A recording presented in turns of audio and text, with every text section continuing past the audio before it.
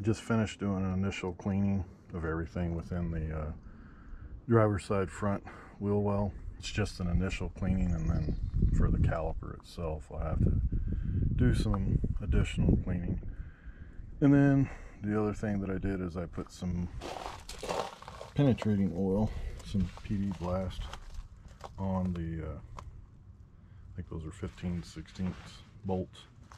And I'll let that sit for a little while, come out later, and then trying to get those large bolts out from sitting up here is pretty difficult. Like I did on the passenger side, it was easier to get the proper or the necessary leverage to loosen those bolts from underneath. So just crawled under.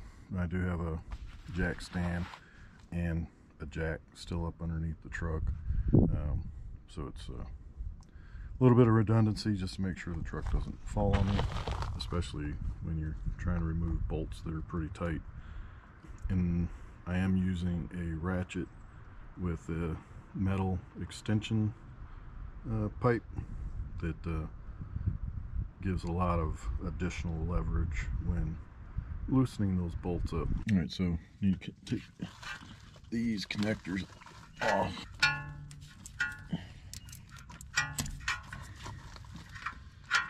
In this case, it's a little bit easier if you push it from the back side, so it'll come out. And then on this other one, battery just died. So here is where another one of the Christmas tree type connectors is. This is like one of those zip tie type. And then now you take this bolt off the bracket, holds the brake line, and by doing this, it'll give me the ability to move the caliper more than it would if I left it the way that it was.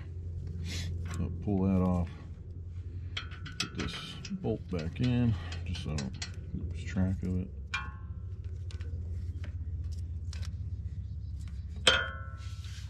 And you can see by taking that off, it gives you a lot more movement. And then I'm going to take a 1/2 inch socket.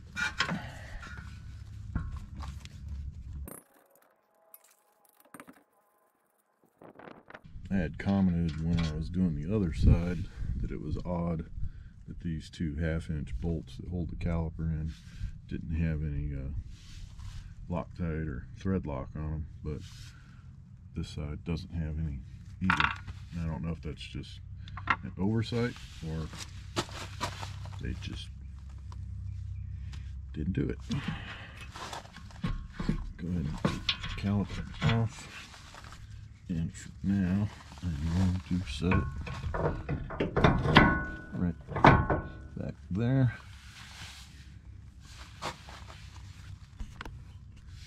And it'll sit right there pretty easily without falling off.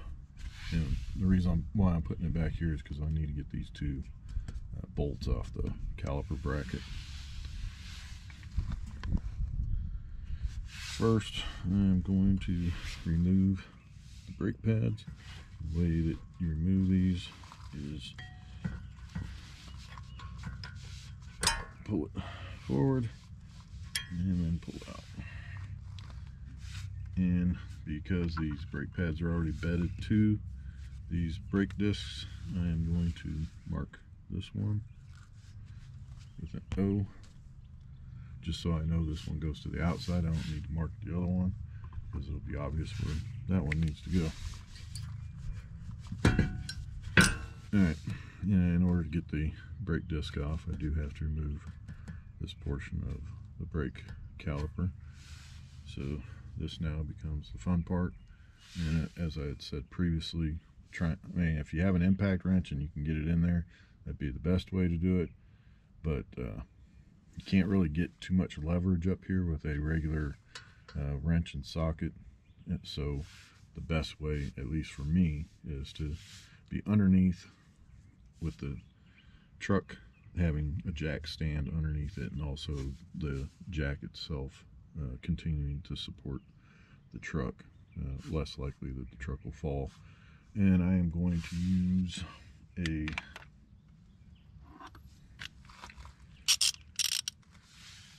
21mm long socket, a shorter ratchet, and then a hollow pipe that'll give me some additional leverage. I did it on the other side and it came off pretty easily. So that is what I'm going to do now. Here's how you remove the anti-rattle clips. Basically put a flat tip screwdriver right up under here and lift, and it'll pop right out. Basically this little piece in here is stabbing into the metal, and if you lift up on it, you're forcing it to come off. And you don't want to be too aggressive with these, because that's one thing I've never liked about removing anti-rattle clips, is they're very flimsy, or can be very flimsy, and once you misshape these things or bend them up, they don't function properly. So you have to be careful removing them. Alright, so all the hardware is off that I need to take off. I'm not going to worry about where the 2 1/2-inch bolts went, because this portion back here will not be painted. So I'll be taping over all this after I clean it up. I just finished cleaning this up with soap and water, and now I am going to wipe it completely down with alcohol. Make sure there's nothing that's going to prevent the paint from sticking where it needs to.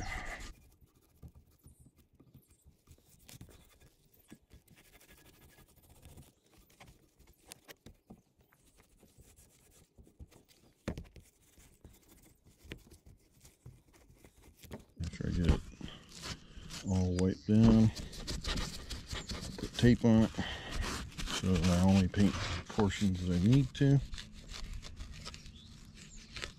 Then I'll move to the rest of the caliper and get that paint.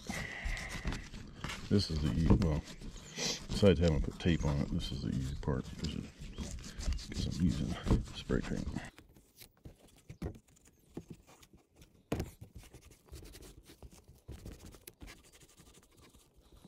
This will dry pretty quick because I'm using alcohol. Now I'm going to wait just a little bit, put the tape on, and then get ready to paint it. I have everything all taped off. None of this up here is taped. And I also taped off inside here where the anti-rattle clips go. Just keep them clean, so they get a good grip in there. And now I'm going to spray paint. I'll start by putting a tack coat on, and then working 1 or 2 other coats on it. I've got my first coat on, my tack coat. Got everything that needs to be hit with paint. And I'll let it sit for a while and then put another coat on. There are some people who would say, well, why did you just put the caliper paint on and not primer it? I haven't primered calipers before, and in all actuality, and I've done it quite a few times, I've never had any problem with not primering it. The caliper paint held up really well on the calipers, so I haven't used primer, and I'm not using primer this time, and hopefully it does stand up over time. And I think what helps is getting this all done, and then as you use your vehicle, your brakes heat up, calipers heat up, and it kind of heat treats it so that it bonds better. I am using this Duplicolor caliper paint with ceramic, and it stands up to 500 degrees, brake dust resistant, fast drying, durable finish. But I am only using this on this portion of the brake caliper system. The actual caliper, I'm going to use brush-on paint. This paint dries much quicker than the brush-on,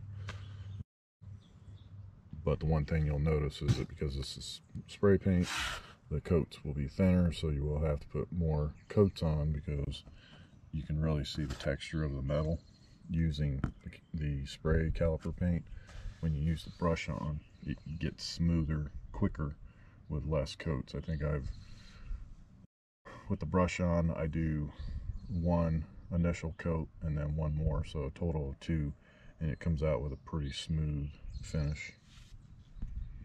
Unlike with the spray type, it's probably going to take 3 to 4 coats, and even after 3 or 4 coats it won't have the same finish as the brush on type. And I'm also using the same brand Duplicolor for the brush on type caliper paint. I am going to start by painting this portion of the brake caliper, and then what I'll do is flip it over, and I've got a 2x4 piece of block that I'll put right there that will allow me to paint the rest of it. I'm not going to use any tape because the tape doesn't stick to this portion of the caliper really well, but there is a line right here that I'll stay along, and that's how far back I'll paint, is this into this direction. I won't paint down in here or in here, but I will paint inside here because it's facing to the front. And so, as I said previously, so this is the Duplicolor caliper paint with ceramic. It's the same exact type as the spray can. Obviously there are some difference between a spray can and brush-on paint, which I already discussed. I am using a long tapered fine brush. If you use a coarse brush, it just doesn't work really well. The paint kind of goes on sloppy. When you use a finer haired brush, the paint goes on smoother and looks better. So that's why I'm using this brush. Make sure you shake up the paint really well, and then also while you're painting, make sure you shake it up again, because this paint will coagulate really quickly. Got all this edge along here and this front part and this edge. So now I'm going to flip it over and put it on this block so that it'll hold it up to where this portion that I painted already will not come into contact with anything while I paint the rest of it.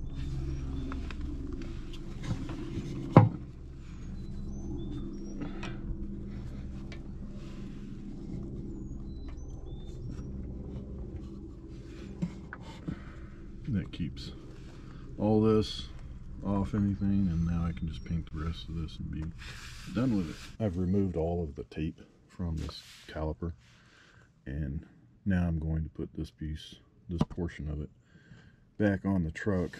I've already put the anti-rattle clips back in place, and I'm also going to put some thread lock on these 2 bolts.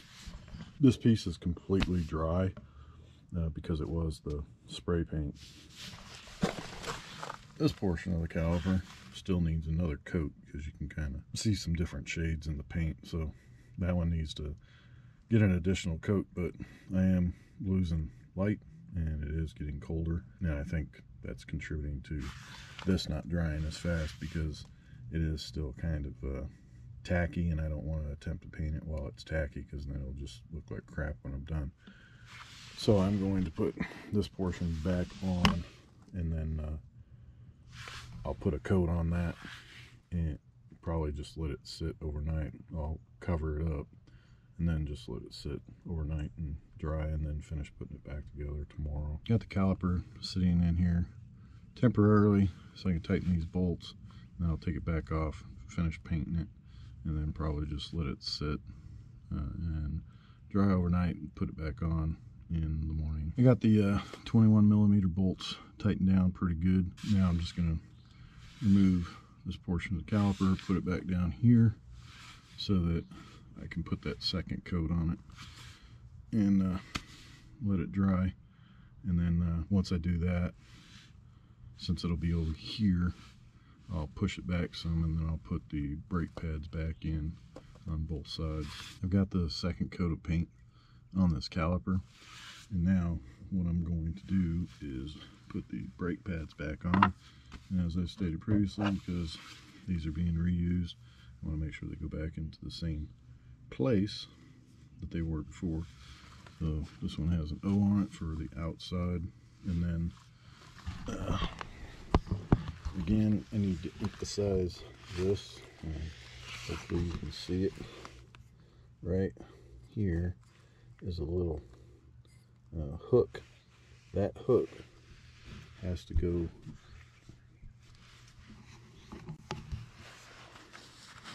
you're looking here. That hook has to go in behind. There's a little tiny notch, barely even noticeable right here, but there's just enough space for that little hook right there to get back behind this tab on the brake pad. And you definitely want to make sure that both the top and the bottom have that hook behind it. You don't want to just slide it right in here. It'll go that way, but what it's going to do is force the pad into the disc, and you don't want it to do that. You want it to free float, and that's what that little hook allows the brake pad to do. Here's where it's going to get a little bit tricky, because imagine this would be easier if I had a lift, but I don't. So I want to make sure you get that slid in there, and then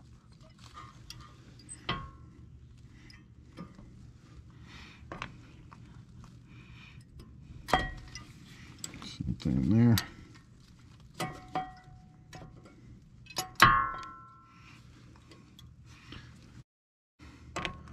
One thing you don't want to do is force these in, because if you break these anti-rattle clips, you have to get some new ones, and trying to get just anti-rattle clips are pretty difficult to get. The way that you can tell that you actually have them on properly is the brake pads will be spring loaded. If they just sit flat, then you don't have them on properly. The other thing is, you definitely want to look up and down and check to make sure that little hook is back behind the tab on the brake pad.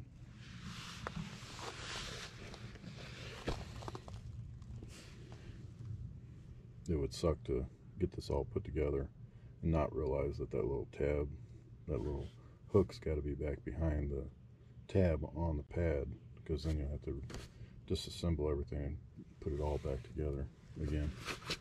Or you may not even notice it, and then your brake pads are wearing, or you're going to get a screech or a rattle because it's not on there properly. May be pretty difficult to see right now, but so I've got the caliper put on here with just the 1/2 inch bolt at the bottom so that I could swing down the caliper, because what I need to do is get clamps on these two pistons here. It opens up some, which will make it easier for me to get the caliper over the brake pads since they're spring loaded. So I will put these on, and you have to do both pistons at the same time, because if you only do one while you're pushing one, the other one will push out. So you gotta do them both at the same time.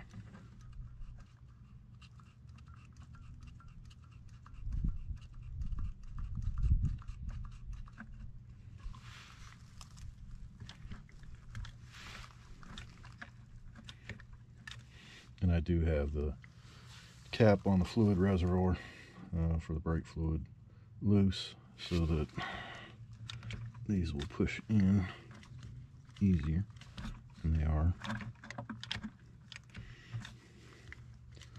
Sometimes it doesn't matter whether the cap on the fluid reservoir is loose or not. Sometimes the pistons will still move in, and sometimes even with the cap loose, they won't budge at all. And in this case, they both went in pretty easily.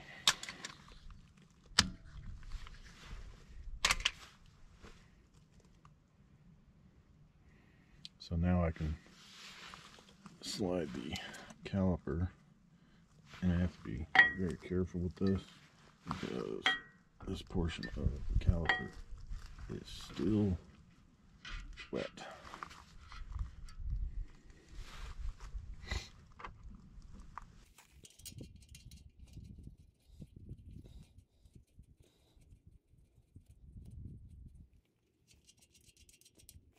Now I need to tighten both of these 13mm bolts.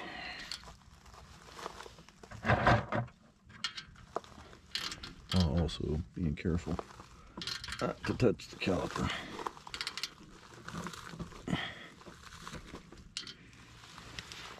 Both of those are tightened up. You can take these two little clamps off because they're not going to make much difference at this point. And now I need to put all of this back together to this bracket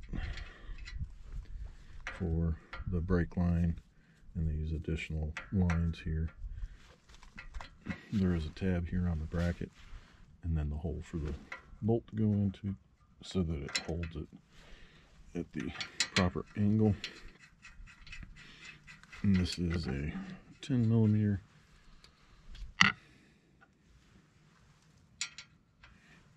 bolt.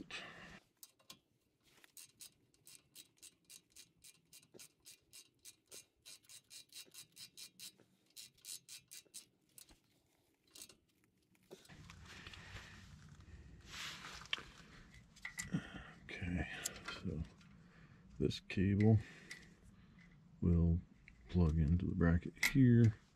Then there's this other, these other two lines, and this one plugs in to the bracket on the back side. And then you also have to put